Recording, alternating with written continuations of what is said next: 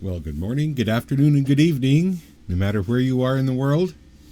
I'm Dwaine Hartman, and this is a webinar. Today, I'm going to talk about something that all of us are asking about, talking about, experiencing. And this is the hidden secret of wisdom and knowledge. The two are different. And I want to talk about that tonight so that you get an idea of what this difference is. First of all, we have a lot of people in the chat room right now, and I'm just going to ask them if they can hear me okay, and if everything is going okay that way. And then I'll begin.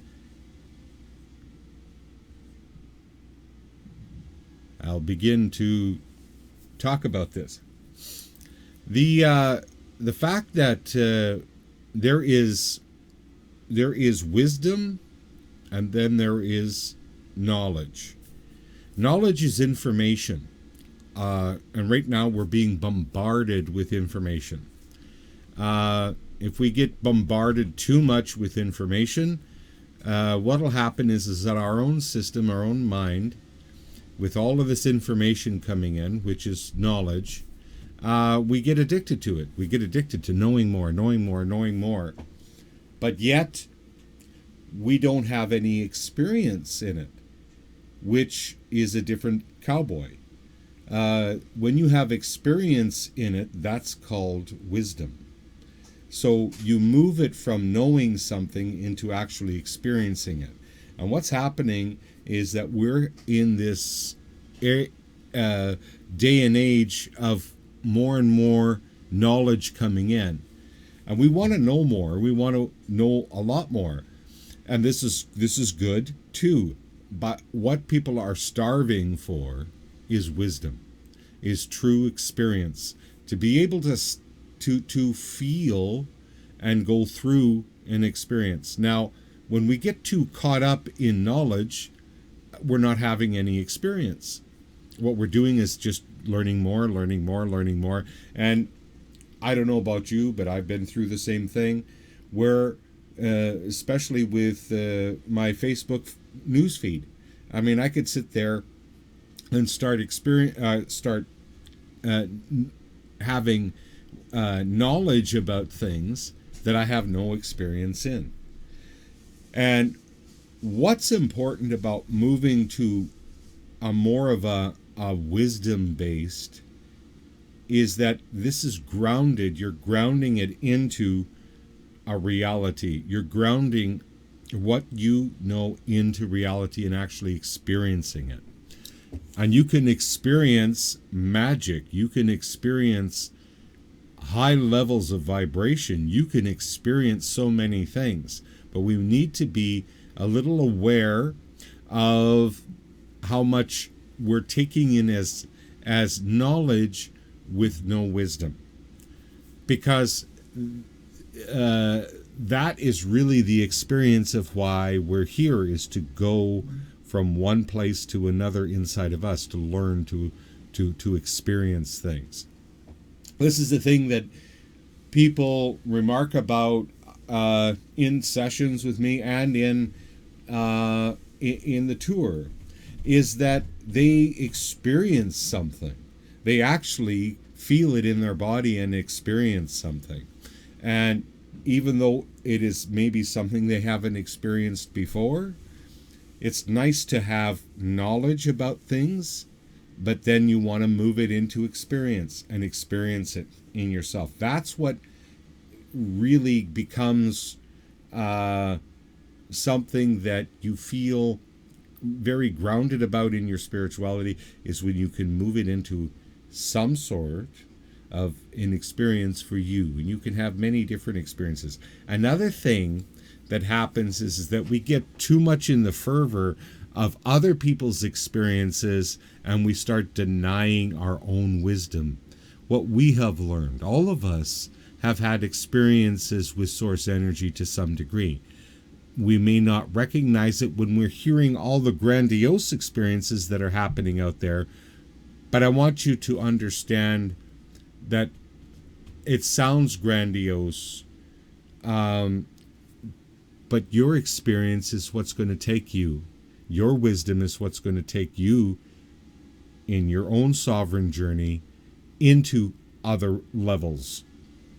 It's not my experience. My experience doesn't do anything for you except sound in a resonance that you know something about or you feel something about. But my experience is my experience. And your experience is your experience. And this is my wisdom and your wisdom. Never take away from your own wisdom that you have. Never be convinced that your wisdom is less than even from your own critic inside you. Because your wisdom is what's going to move you into other experiences. We can all listen to many people with different experiences, and it sounds, like I mentioned, kind of grandiose. It sounds huge, big. You know, the energy flew through me, and I felt this, and I did that. And if we move to the place, well, that didn't happen to me, we're taking away from our own wisdom.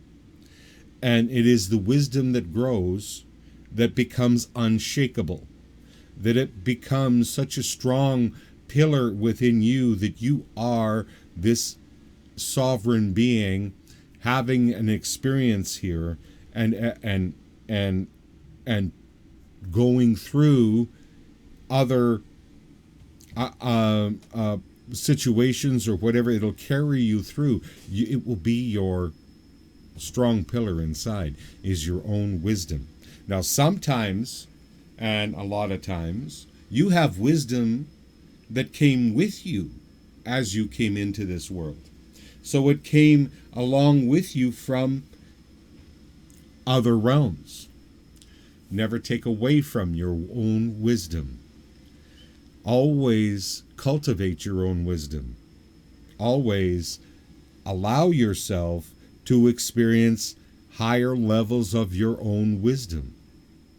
You may not have the same ideas as somebody else out there that's your teacher, but it doesn't mean that yours is anywhere near wrong. It just means it's different. We have all have that ability to be able to experience multiple and different levels of our own learning. What's happening is you're becoming in a deeper and closer relationship with your own source energy, with your connection to source energy. And the way that you do that is yours and yours alone. That's a private relationship you have with source energy. Now, coming to somebody who is open enough to allow you your own experience and help you cultivate your own experience and bring it forward and up front. Now that's the kind of thing that I pride myself in being able to do, is to not tell you what to do, but rather pull what's coming that is you out, because that is the gold. That is what's going to sustain you. That's what's going to take you to higher levels, and you feel grounded in who you are. So, knowledge is just information. People have their heads full of it nowadays. There's so much knowledge, and they'll say, I know, but they don't have any experience in it, right? For instance, I talked about this weekend about the flat earth and the round earth. And you know what? Neither one of those I can have an opinion on, whether we have a flat earth or a round earth. And most of the people that have opinions on it can't have an opinion on it because they haven't floated out to really find out for themselves. So we don't really know. I mean, it could be this way, it could be that way, and it could be a third way, which is whatever you strongly believe in, you're going to have evidence showing up to support it. So it could be flat, it could be round, it could be both. And for those that like it flat, they can have it flat. And for those that like it round, they can have it round. I'm kind of partial to round. I don't know.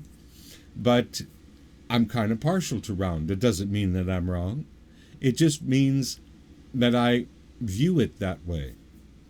Um, so again, we have all kinds of different ideas and theories coming at us that you want to make it a check within yourself. What does this remind me of? What does this remind me of will take you back to your own wisdom, your own experience files. And you can check with that. Now, I know that people have fears and they have other things back there, but this is a different thing than just saying, oh, I've had experience with, bad experiences with this and I'm afraid to do it. That's a different thing. That's in the fear and paranoia place. But what I'm talking about is where you can suspend and really go into your own personal wisdom. And how you do that is you simply breathe in. Any time that you ever experience fear or these sorts of concepts, fear, paranoia, all of this, you want to take a deep breath in and move into a state of love. And how do you do that? Well, you can only be focused on one thing at one time when it comes to internal feelings. You can only have fear or then love inside. So if you're having an experience with fear, you want to move into a state of love. And in that state of love, find something to love. That's how you start it. So if you love your pet, think about how you love your pet. Think about what that feels like to love your pet. If you love your children, think about how you love your children. If you love your pet more than your children, well, think about your pet. But you think about what it feels like to love. And you're going to move out of, because your focus, if you keep focusing on love, you're going to move the frequency in your body to a higher level, from fear to love. So anytime that you're in a state of fear, you want to think about love and what you love, things you love, and you're going to shift emotional state. Now, once you've shifted emotional state, you realize that you are free, you're flexible. And in this flexibility, that's that state of love, that state of suspension, that's where your wisdom is. It's not in the fear loops, it's in that state of love. In that state of love, then you can start working with your own wisdom. You have had experience maybe with a real strong feeling of oneness with source energy here and there in your life. Start thinking about that. Start feeling it. Let it expand inside of you. Because as you give it more expansion within yourself, you become more and more expanded. That'll start a snowball effect of feeling that. We all can travel to different areas of wisdom in this aspect of suspending the fear, right? Now, you're also going to feel teachers out there that are bang on. You will really feel it. It's nice and clear. You know what they're saying, and it resonates with you, and you feel that. That's also a calling. That's a calling inside you to say, go explore that. Go or remember what you know about that. And that's also tapping into your wisdom. But knowledge again, you can have your head full of knowledge, ideas, concepts, fears, that you have absolutely no experience at all in. You only heard about it, or you read about it. There's no resonance in you except for the fact that it gets you on a path of constantly kind of talking about it. Now, think about that for a moment. All the things that we share and talk about in a day, what do we really have any true experience of it in our life? And this is a way to start drilling down into your own wisdom. Because if you don't have any experience of it whatsoever, you just heard about it and you're a little bit freaked out about it, kick it out. Let it go. And come back to your own wisdom. A lot of times people that are in anxiety and fear about things, I'll sit down with them and I'll say, now, in a room, I'll say, now look around in your room and see the curtains there, and see the computer there, and see the door there. And as you notice those things there, notice how still you're becoming. Why is that? Because the person moves from the mind that's generating all of the fear from all of the things they heard, which they don't have any experience in, but they're ramping themselves up, and bring them back to this grounded place in this room. Where's the war? There is none. There's none in my room. There's no scary things happening right here in my room. It's quiet here. This gives the mind the time to still, to go a little quiet, a little more quiet inside. And then you can start to tap into, again, your own wisdom and what you feel is something you want to do. Feel your knowledge. Feel your unfoldment of your spiritual path. It isn't about saying, I wish I could do it like that person there, because you never will. You'll only do it like you. And thank God, because that creates diversity in consciousness. We don't need a single one mind, one focus, one thing. We need multiple views of what's going on in our own wisdom and our own connection to source energy. We need that. And everyone marching to the same tune, doing the same thing over and over again is got no creativity left in it. So you have had spiritual experiences, and I want to ask that question. You can share in the chat room your spiritual experiences that you have experienced today in the chat room, and we're going to talk about that. And if you have any questions about that, your experiences, because being able to talk about it and voice it is important. Each person has had absolutely bizarre but yet wonderful things happen to them, and we need to talk about that. Your experiences, not mine, some of mine, to help you jar your memory, but you want to feel free about sharing your experiences, because something happens with this between wisdom and knowledge. Is with the knowledge that's pouring in, we're detached from what's really going on here. We're regurgitating what we're hearing and what we're seeing, and we're not experiencing. And it's coming back to this magical experience that is you, that is so important.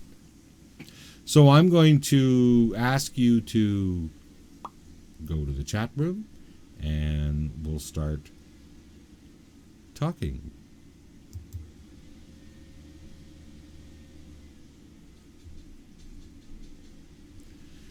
All right, so you can ask questions and you can start sharing your experiences. I've had, as you know, I've had some interesting experiences. But the experiences that I have has brought me to a place where I don't look at these things that we talk about like multi-dimensional experiences as that strange. I see them as more common, right? And common in the sense that we all experience that, but we're looking for this really expanded, like, wow moment when, lightning strikes and everything else. But what if it was very subtle? Which I found it is. It's very subtle, and it's comfortably subtle, and it's normal. It and you move into different states and different dimensions. Like I've said so many times, you can at one time be with a group of friends that are maybe going down a path you don't like, and you change your vibration, and all of a sudden you lose track of these people, and they can disappear so far away that you can't find them anymore. Now, when I say that we actually shift dimension when we're doing that, we are, because we're coming into a vibratory feeling inside of us, a feeling that's a vibratory frequency. And that vibratory frequency shifts us into a different state than the other people, and they can't find you anymore. But yet people don't see that as real. But it is, it's very real, and it's happening everywhere. I'm reading the chat here, and Emmenfly77. Whenever I meditate, I notice that I tear up and feel my body vibrating, or I tear up and feel my body vibrating from my head to my toes. Burst out laughing in tears. Now, you take a look at what they call when we move into Satori. And so in ancient times, they talked about Satori. And so when you float out into that state and you experience that vibration, what happens is you move into that place where everything is funny, because it loses its seriousness. You start seeing the game as it truly is.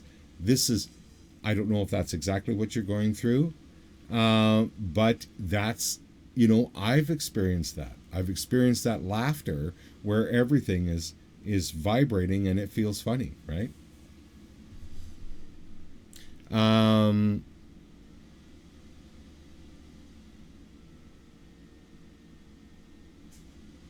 So Omar is talking about it took a lot to get to this point.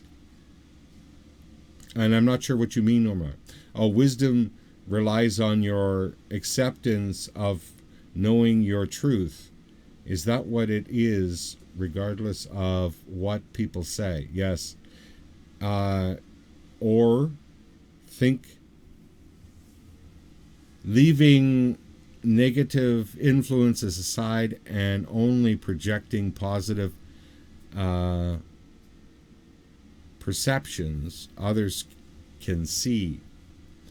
And it doesn't really matter what other people see. It's what matters is what you feel, Omar. And the fact that we have gotten away from the fact that we are source energy and that we are it. And so, Omar, your source energy expressing as Omar. Okay? There's no, in my mind, there is no difference there between source energy and you. And it's only you, what you feel about you, that is projecting anyway. Okay? And so the more that you come into this place of leaving all the influences aside and just come into that strong wisdom that is you, then the outside changes and people treat you differently. You don't see those people anymore. You vibrate into a different frequency.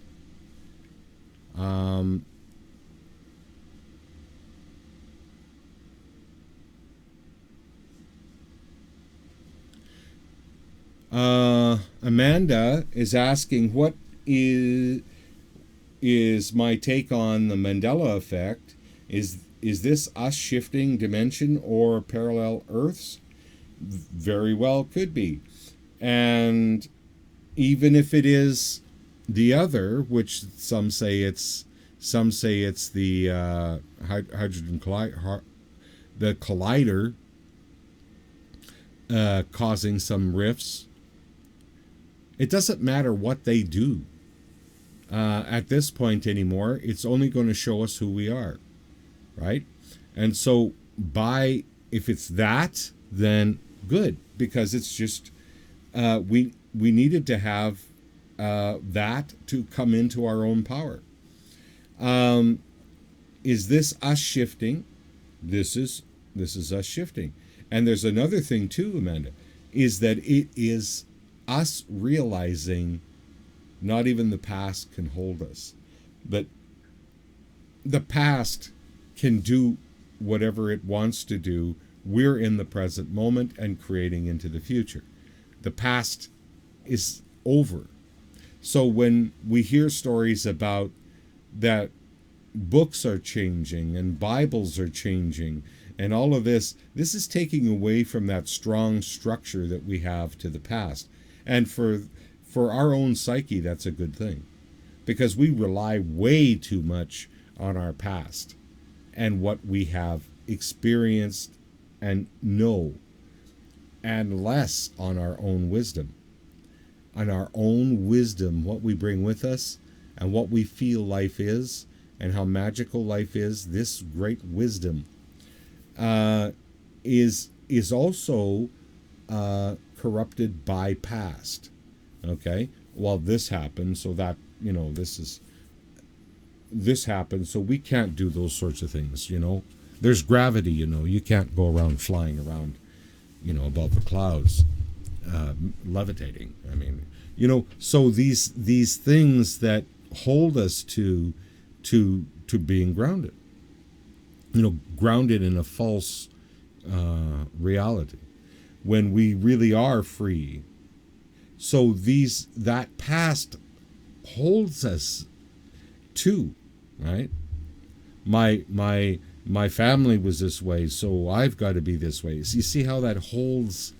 It holds a false aspect of you. You should be able to be your unbounded spirit and experience in fun and delight new things, right?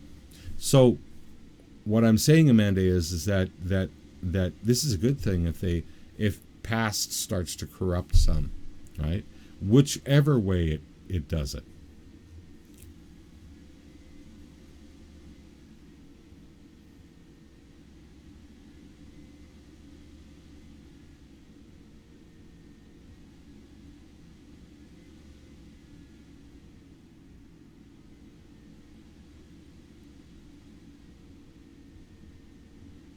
I'm just reading Omar wrote here. How can you strengthen yourself when you distinguish priority on perceptions of others that emanate you by perception and reaction in a negative way without it affecting you? Let it go? Yes. Years ago, when I was going through the school system, they had deemed me as learning disabled, and that I was never going to amount to much. In fact, someone once told me that I was going to be in a group home at one point in time.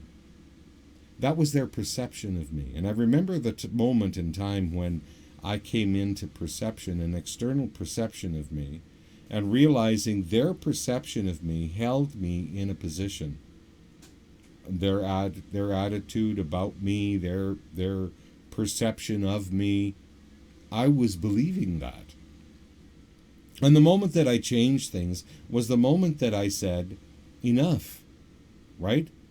I know that this is a strong perception towards me that holds me in their view of me.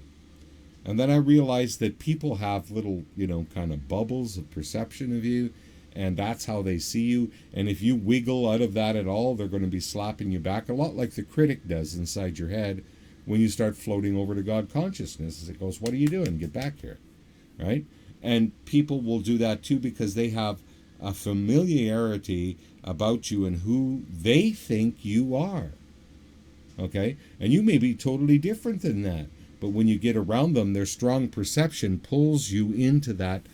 If you really want to give yourself freedom, start popping bubbles, right? And start doing things that you want to do and experience what you want to do. It's very freeing because you're not their bubbles of you. You're not their perception of you at all. You are your own free being. And to experience that, your own free being, is a very, very delightful thing outside of other people's perceptions of you. Don't let the perceptions of others hold you in a locked position of your advancement.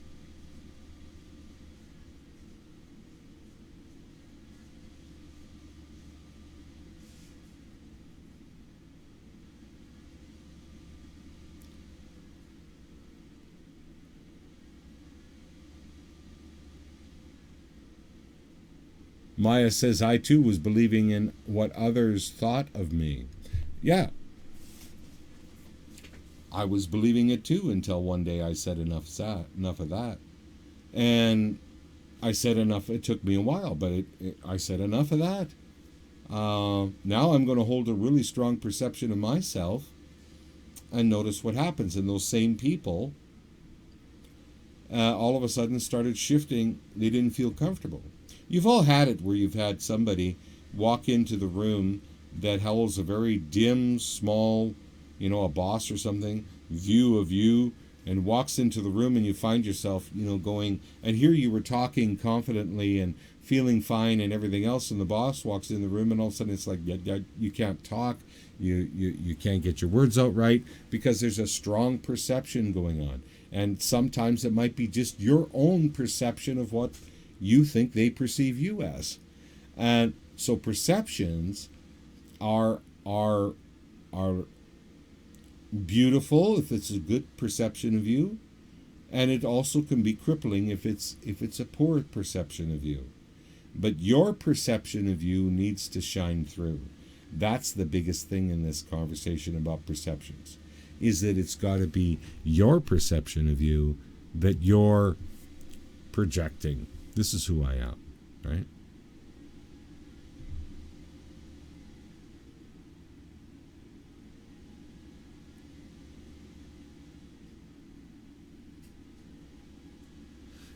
Jessica says, if there is only the now, that means the past and the future are malleable. And yes, that's a nice way to put it. They're malleable. If the past events that you've experienced are good events and they have taught you a lot of things, good, keep them or hang around with them. I mean, it's just like friends. You know what I mean? If you got good friends, hang around with them. If they're not good to you, you don't have to hang around with them. Why does it have to be any different with past experiences or our past itself? A lot of times our past isn't good to us. Our past tells us that there's time. Our past tells us that you can't do this or you can't do that because, your family. This is where perception comes in. And when you release that, you release yourself.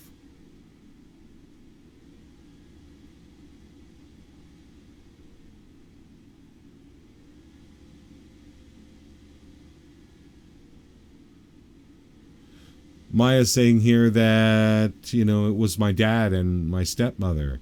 I don't talk to them anymore, and now they think I'm being mean to them by not talking to them. Well, if they were nicer to you, you'd probably talk to them. And that's the point, is that people get into situations where situations or get to treating a person a certain way, and they won't change that unless the person walks away from them. And they say, well, why do you walk away? And well, it's because, you're kind of a jerk, really. And I'd rather go over here and, sit under a tree than talk to you. And that's okay. You can do anything you want to do that way, If people say, well, you're hurting my feelings because you're not taking my abuse, you got to wonder about that, right? Now, I don't know if they were giving you abuse or not. I'm just using the example. Um,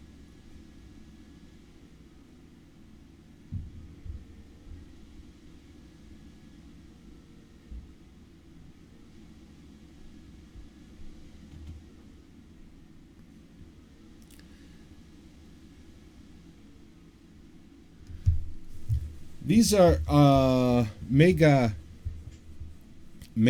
Eva is talking about here. Can we eat meat, dairy, processed foods, and drink water contaminants to affect our spirituality? And can we, just by being in a higher vibration, affect our physical body to become healthier?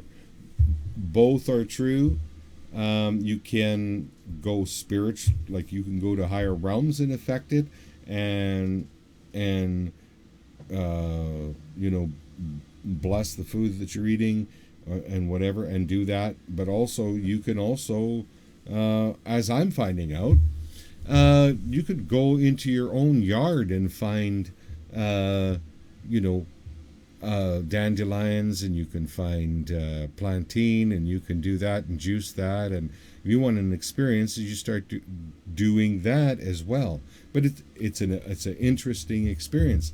I got invited into that area as well, and you know, I used to be vegetarian, close to vegetarian anyway,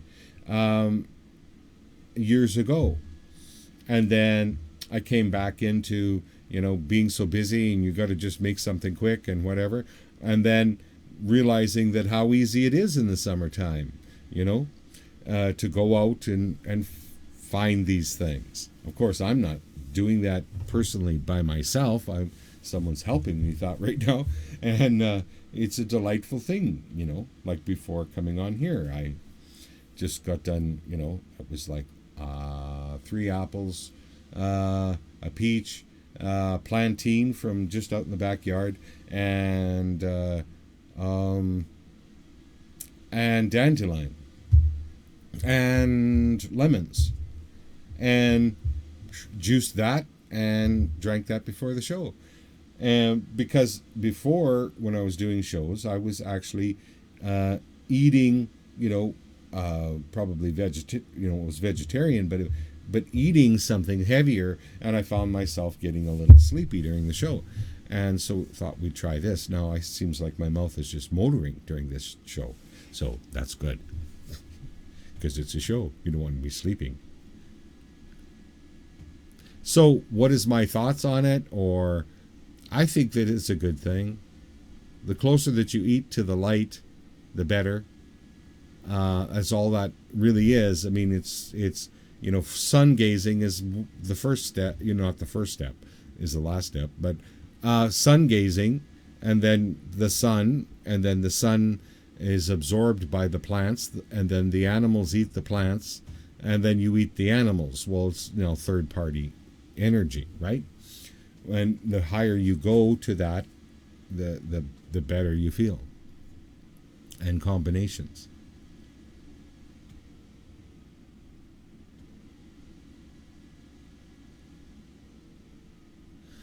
Yes, dandelion is great for the liver. It makes a long liver. Yeah. Any other questions here? Or share your stories. Share your spiritual stories. Share your wisdom. I love it when I'm working with clients and they discover that they've been connected all along, for one, and that they have wisdom inside. Yeah, you know, we got to stop always running to someone else and start doing for ourselves. There was an exercise an old teacher of mine got us to do one time, and that was to not ask a question, not one question, for a week. Not even what are the price of those shoes. But to go inside and say, I will know. And I'll tell you, you will experience something that you never thought, how connected you are to this whole experience by stopping and not asking a question for a week. What happens when you go inside and say, I will know? You start pulling the information from the universe, from source energy. And the next thing you know, you're sitting there listening to a radio or on the way somewhere, and a bit in a song will trigger something inside of you, and you will tap into your own wisdom. Your combined wisdom with you and source energy. We want to take this to new levels. This is why I'm talking about this. We want to take it to new levels because we're going to be entering into new levels very shortly. New levels of consciousness. And in the new levels of consciousness, you need to have a strong and stable self. You got to know you. You got to know that you're creating your own reality, and no matter what happens in the world of things, you can create your own state of peace in your own house, in your own environment, that you can create a state of magic and miracles, that you can do that you are doing that now.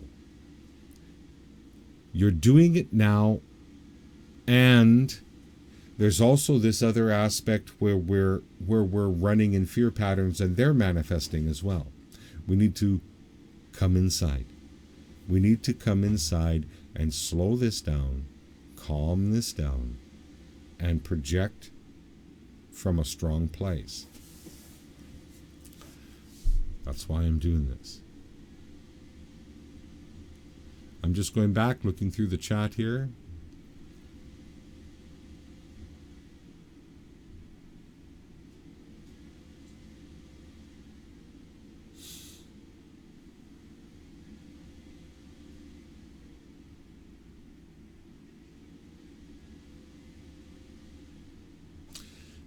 And so Omar's talking about his experience with connecting with all things and all beings. All things, even the rock, that you wouldn't think has any life in it. There is this spark that's within every living thing. This spark is the life force energy itself. And it doesn't matter if you're good or bad or evil or whatever you are. You have it inside of it.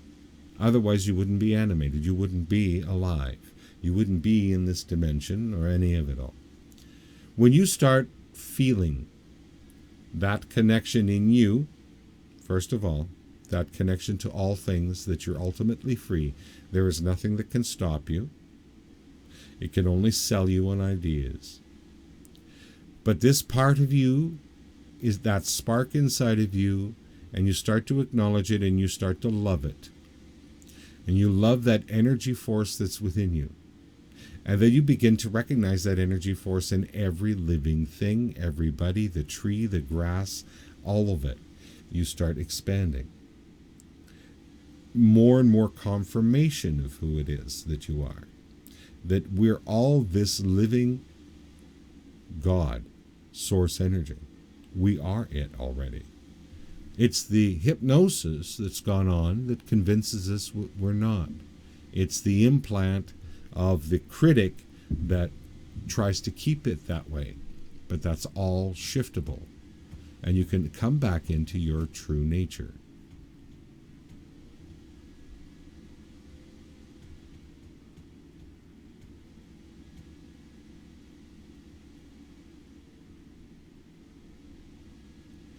You're welcome, Maya.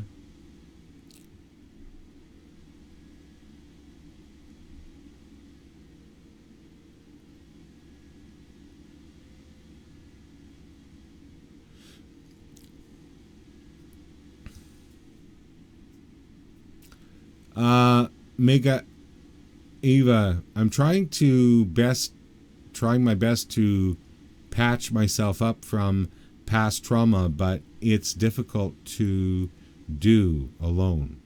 I offer sessions in that, and it's a quick way uh, as long as you're not allergic to laughter.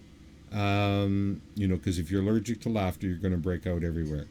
But I do it in a very fun way, and we do past stuff, past trauma stuff. It doesn't matter how serious it is. And you can shift that quickly. I've had a lot of training beforehand in this.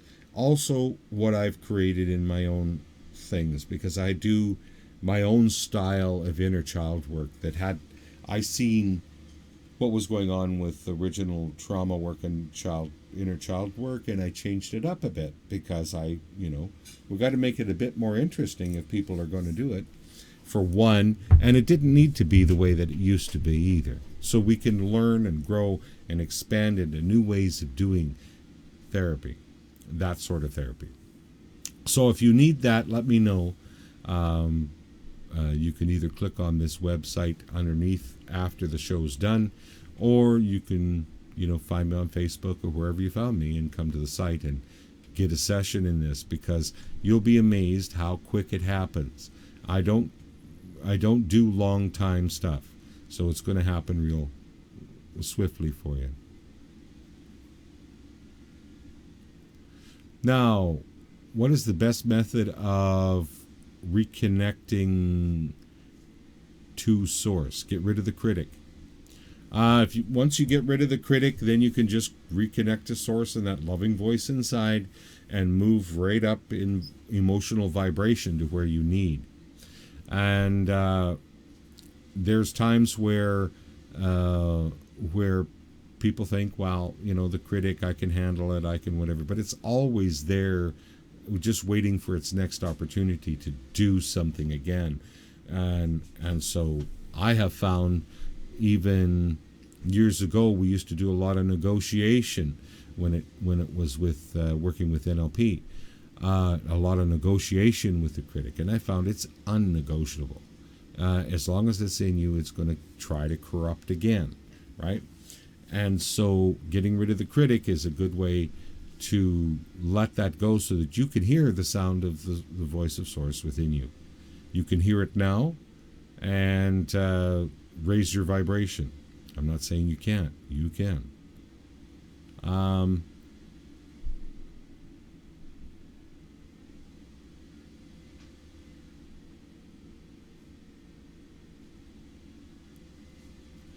So Mia's talking again here about sun gazing and actually hearing.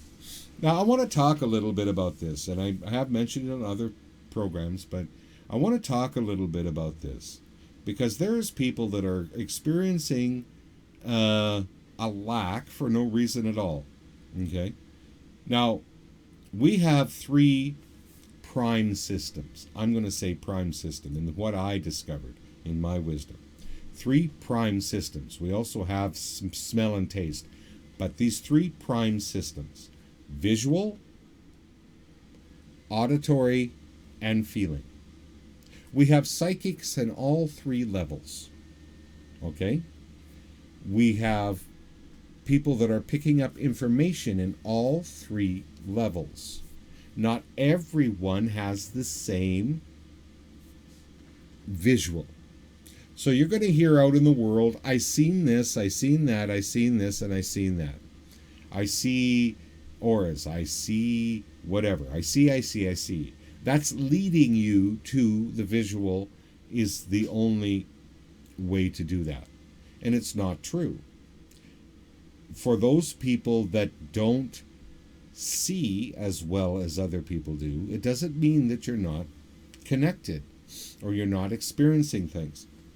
What it only means is that you're not highly visual. So what are you highly in? Maybe it's feeling. Okay? So feeling, all you have to do with feeling is everything that everybody's talking about in a visual format. I see auras. Well, you feel auras. You can feel auras across the room. You can feel somebody walk in. It's the same thing. It's only from a different preferential system. It's from a different system. Other people hear. They hear sounds. They hear voices. They hear. And that's their preferential system. Okay? So just remember, when somebody says, I see energy, you can translate it into a tone. I hear energy, frequency, or a feeling. I feel the vibration. Okay? Just remember that you are all individual in the way that you are tuned in, tapped into society, or not society, but to the connection to your own source energy, to your ability to be a psychic, or information translates back and forth to you. And that when you hear somebody say it in another preferential system, I see it this way, translate it quickly to whatever your system is, whether it's auditory or whether it's feeling. And the other way around, right? If you're hearing people and you're in groups of people that are all feeling things, but you don't feel things, you see things, well, translate it from feeling to seeing, okay? And once you do that, you're going to have a good time. Otherwise, you sit there in a seminar thinking that you're left out of it, and you're not. You're not at all.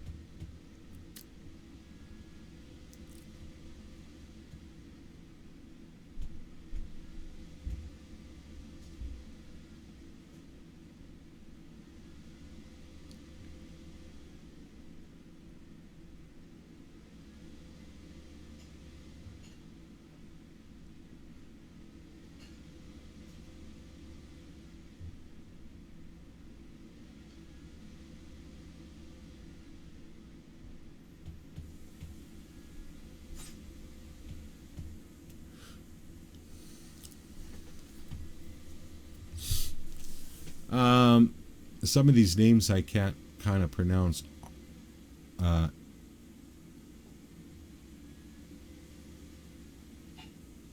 Aphrodita. Is it okay with inner critic to behave little rude? Just that, can that be effective to stopping negative thoughts? You can play with different things like that, of course, yes. But the inner critic was developed through going to school and interacting in the school system. And the critic was designed to stop you from entering into your own goddess consciousness. And this has been a program that's been going on for a long time, long before, back in the day of ancient Egypt, even, where the groundwork was set up in the human psyche to begin to separate the mind. Because together you'll stand strong, and divided, we fall. And so they needed an interferer in there, and that was the critic, the self-criticizing aspect of a human. Before that, we didn't criticize ourselves. We just came here for an experience and loved and went through life experiencing what we were experiencing. And then we were split, and a critic placed in the center of it. Now there's just something that you do to remove the critic and get the critic back out, so that you can come into what's called, your full true nature. But you can play with different aspects of friending the critic. I found, in my own personal experience, I found that the critic will always come out and try to be a dominion over the aspect of you, a dominating factor in you becoming the goddess within. It doesn't want you to go there, and it won't, because it's part of the program.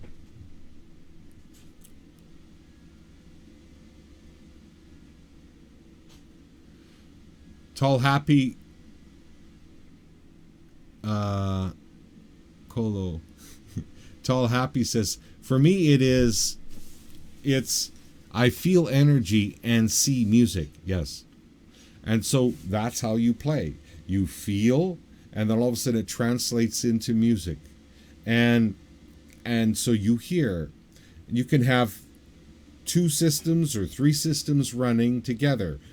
The only thing is that what I want to share with people is you're all psychic. You're all picking up information. You're all doing it. Don't get caught up in the fact that this one does it this way, and that means I'm not getting it. That breaks my heart to see that. I've seen that in some of the tours where people aren't getting it because they aren't strong visuals, and it just takes a bit to help them come into that other thing. But see, like with Tall Happy, she is transferring a feeling into sound and music, right, for herself, and that does something in your body. That raises your vibrations, right? Vibrations, emotions. It raises how you feel about life and takes you to a different place. Now, for some other person, that might be they hear music inside their head and they have a feeling, right? You might run that way.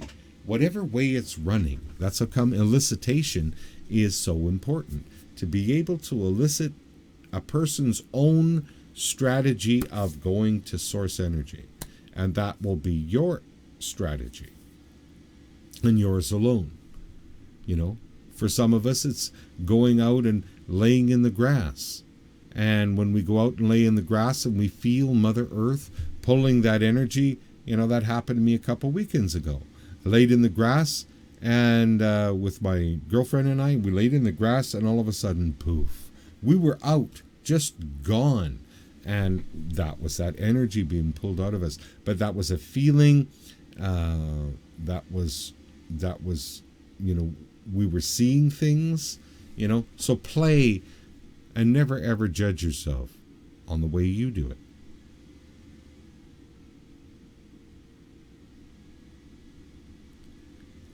Looking through here some more.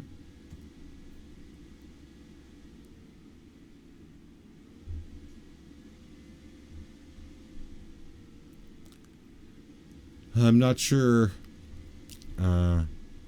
what you meant. Oh, I see your name, Aphrodite.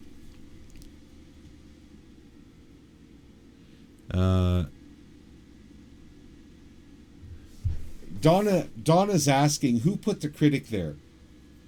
Okay, there's a story that goes way back to the time of Zeus, where Zeus was jealous because human beings were going to reach God consciousness, and he didn't want them to. He wanted to be the God.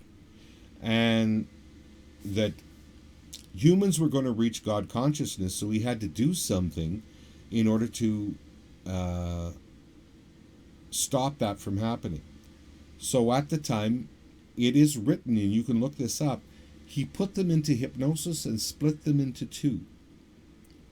Now, in my work, I see that split. The split is the socialized consciousness, and if we're not in there, we feel we judge ourselves because we're not in that acceptability of the social consciousness. That's a hypnosis that's going on. And we also have God consciousness, and the God consciousness knows our value, loves who we are. We're perfect just the way we are, right? But there's this alternate reality, this alternate consciousness that was developed. I think it was back then, in order to criticize ourselves, to keep us into this socialized consciousness, we end up developing a critic, or the critic is promoted within us. And in the school system, it's promoted within us. I'm saying that this way. If you walked in and you talked about the things you were seeing, hearing, or feeling on a spiritual level in school, it wouldn't be accepted, right? And this is why we have unacceptable people that have been unaccepted in school, and the favorites, right? The favorites were the ones that ditched that a long time ago and stepped in to realize that in order for them to get through this system, they're going to have to be like the others. Okay? And they developed a critic really, really quickly that shoved the God consciousness aspect of themselves out.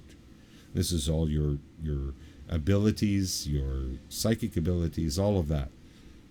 All shoved into a corner, and they became what it is society wanted them to be. Okay? Now, what happens to people like that when they hit about 30, 40 years old? All of a sudden they realize they've done all of this for nothing, right? And they did never express themselves, right? And that, but that's when that critic keeps them in that place. The critic in us keeps us trying to push the God consciousness away and be socially acceptable. That's king, and it isn't. Source is, right? So, I think it started back then, and it's been a process of building this critic stronger and stronger and stronger over time.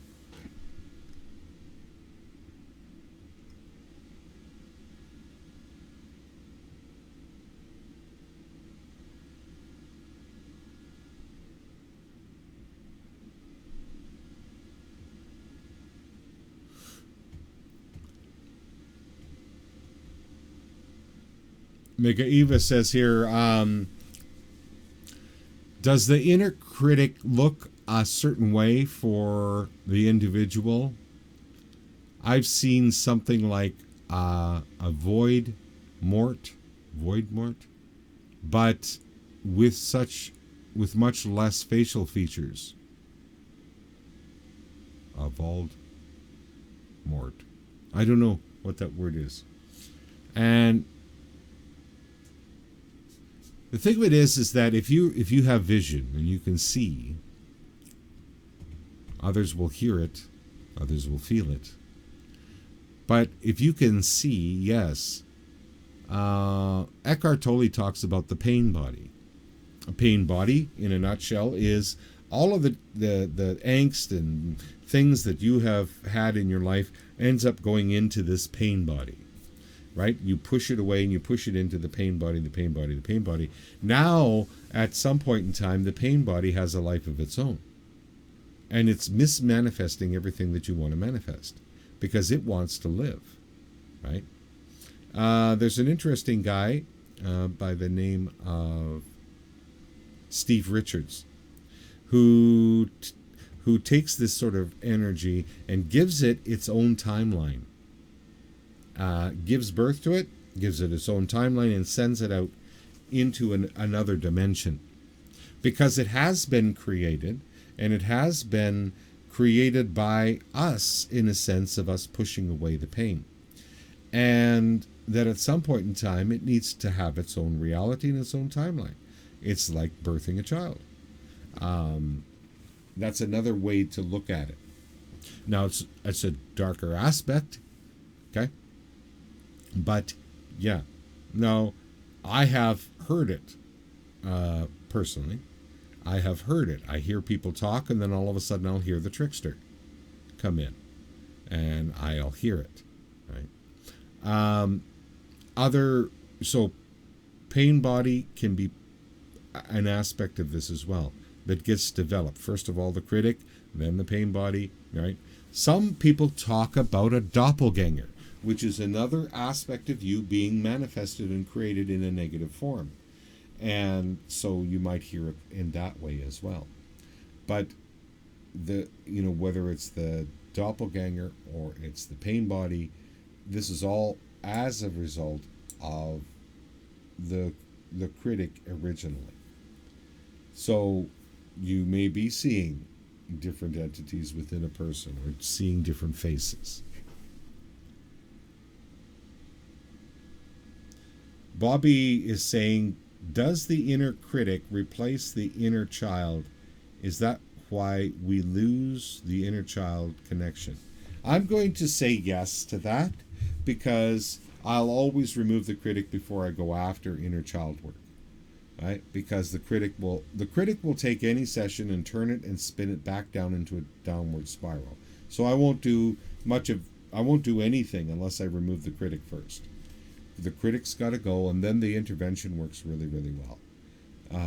Because the critic will be nasty to the inner child. So, and the inner child won't feel free enough to come out completely because there's something something there. So I would agree yes to that.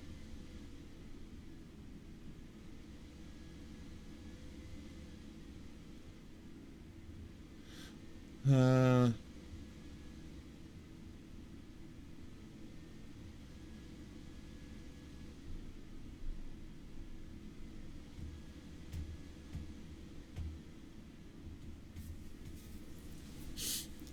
let's see. I'm just reading here. I seem to have skipped way ahead.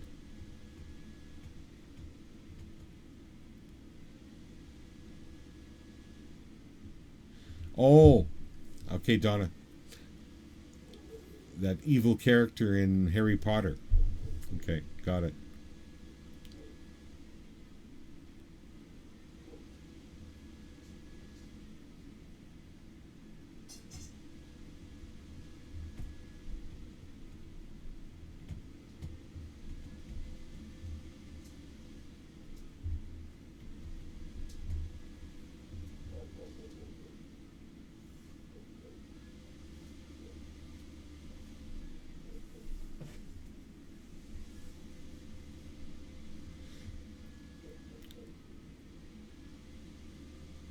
If I lead, if you lead, how do you set a price?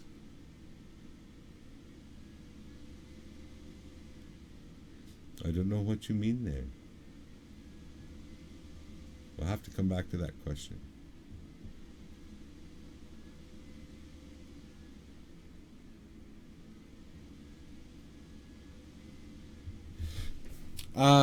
How do I determine when do I decide to help a person in a professional way? When they ask. I've cut it down to that. When they ask, they're ready. Because something is happening on another level. Because I have made agreements on other levels that people won't come see me unless they're ready. And then it's in alignment.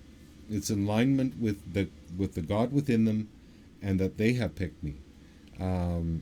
It's not, I don't, chase people down. When they're ready, they'll come, and they come only when they're ready. I've had, experiences where I have left cards around here and there, and somebody has picked it up, and they'd say, "I don't know, I just have this, read your card, and I had this feeling that I needed to come see you." And so I trust in that higher aspect to bring the people that need to come to me, right? And so I hope that answers your question, Maria.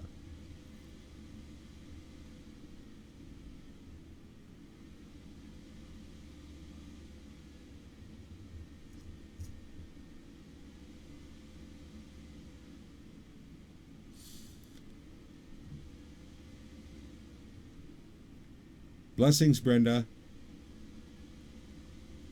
I guess it's time for the show to close. For now, I just seen the time. And so I thank you all for coming out. I look forward to seeing you again next week. And have a delightful week this week. And come by the site. If you want to get rid of your critics, you want to come back into the loving voice inside of you and start this evolution the way you need to start it, come by and let's get things done. And we'll see you next week. Blessings. Thank you, and bye for now.